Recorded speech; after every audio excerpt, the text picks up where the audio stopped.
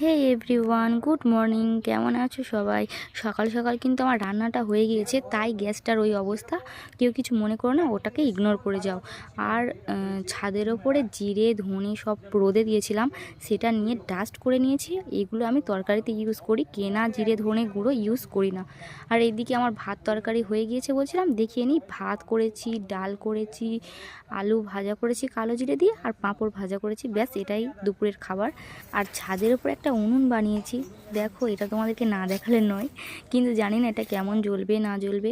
কারণ ছাদের ওপরে পুরো পাতা ভরে একাকার হয়ে থাকে সবসময়, যত ঝাড় দিই আবার সেই নোংরা হয়ে যায়। যার জন্য আমি এটা করেছি, উনুনটা রান্না করার জন্য, এগুলো পুড়িয়ে যাতে পরিষ্কার করে রাখতে পারি ছাদটা। জানি না আদৌ রান্না করতে পারবো কি না, কারণ ছোট বাচ্চা নিয়ে ছাদের উপর রান্না করাটা একটু রিস্কি হয়ে যাবে। তো তাও করে রাখলাম, চেষ্টা করব যদি পরে করতে পারি তো করব। এগুলো সব কাঠও রয়েছে, যে পুচকুগুলো এখানে খেলা করতো সেদিন দেখাচ্ছিলাম, তার মধ্যে না একটা পুচকু এখানে দেখি না মরে পড়ে আছে, জানো। খুব মনটা খারাপ এটা দেখার পরে। যাই হোক, এখন আসছি।